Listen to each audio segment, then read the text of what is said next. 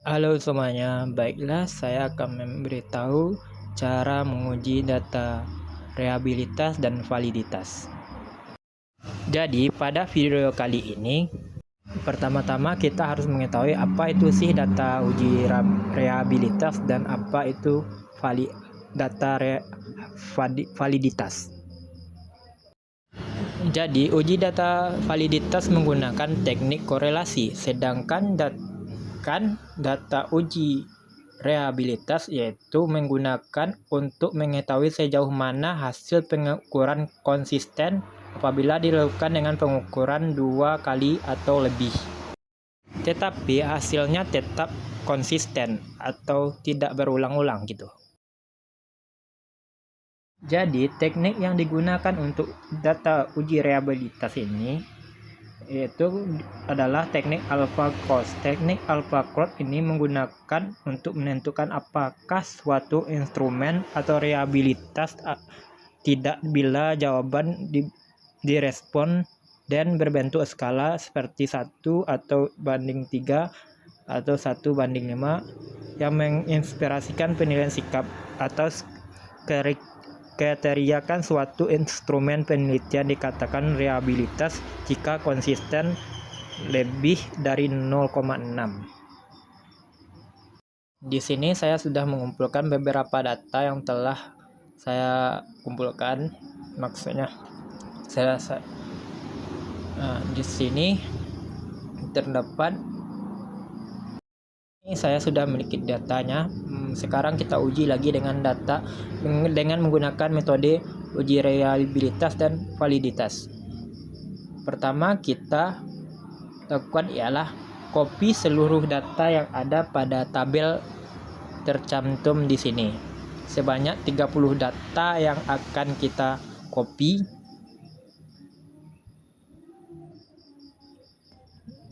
Nah, setelah kita copy keseluruhan data yang ada, kita buka saja bagian SPSS.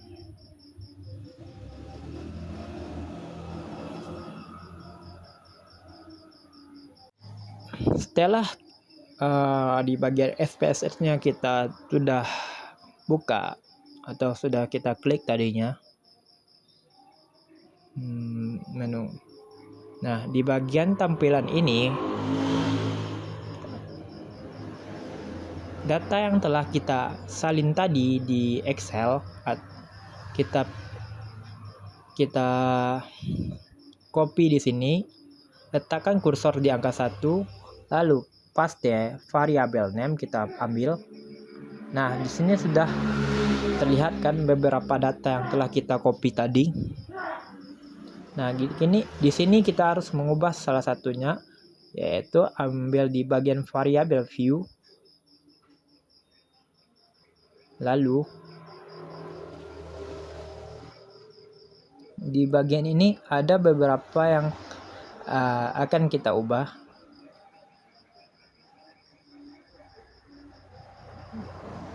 Nah, kita pencet correlates, ambil ya, analyze, nah gitu.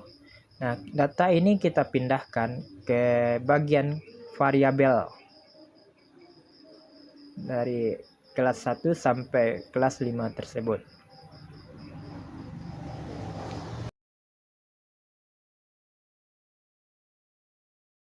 Nah, kita masukkan semuanya ke kolom yang di sampingnya. Nah, jadi sebelum itu kita harus centang phrase yang ada di situ lewat. Nah, kita centang ini. Lalu setelah kita centang seluruh yang ada langsung kita klik OK.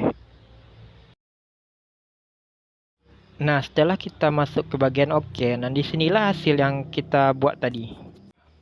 Variabel tadi yang telah kita uji sebelumnya. Nah, gimana sih cara membacanya? Yang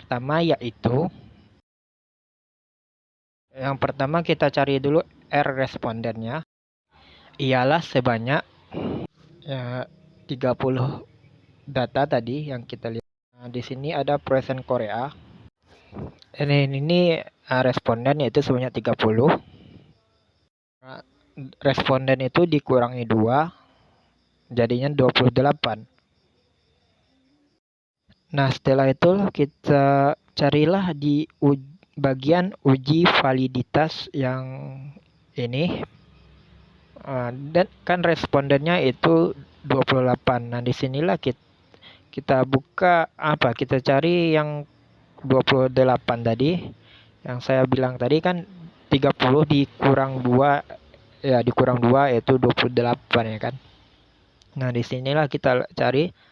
Nah, ini kan terdapat 0,3 0,6 ya. Nah, disinilah kita lihat kalau dia di atas 0,3 maka datanya valid. Kalau di bawah itu maka tidak valid. Nah, di sini setelah jelas datanya valid. Nah, kita buka yang data yang kita variabel tadi. Nah, kita lihat di data. Nah, kita lihat di bagian Poisson correlation. Nah, di sini terdapat datanya, total skornya gitu. Yang ada datanya di atas 0,5 ternyata valid. Di Poisson correlation juga valid. Di correlationnya juga valid. Maka seluruh data yang ada kita cari tadi, maka seluruh datanya valid atau ya valid karena dia seluruh data tersebut di atas 0,5. Uji data kedua yaitu kita buka variable view lagi, lalu kita pindahkan tadi datanya. Di bagian ini ada terdapat kepercayaan, keamanan, dan layanan. Nah, yang kita butuhkan cuma satu sampel gitu. Yang saya ambil saja yaitu di bagian layanan. Karena di bagian yang lainnya itu datanya caranya tetap sama gitu. Setelah saya jelaskan tadi dari awal, jika dia berulang-ulang maka hasilnya tetap sama, itu datanya valid gitu. Karena data tersebut di atas 0,5 gitu. Di bagian ini kita masuk lagi ke bagian variabel view-nya. Di sini kita buka lagi analyze. Nah, di bagian split, lalu ya. Nah, di bagian ini juga caranya hampir-hampir mirip juga, tapi kita pindahkan lagi data-data yang tadi ke bagian name.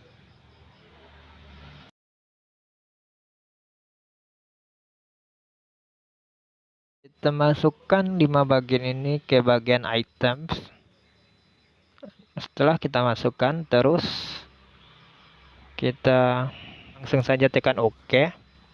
Nah, di sini kan terdapat ini hasilnya, data yang udah kita cari tadi. Nah, jadi apakah data ini reliable atau tidak? Nah, sudah saya jelaskan dari tadi, yang di awal tadi. Jadi, jika data tersebut di atas 0,5, maka datanya valid gitu atau reliable.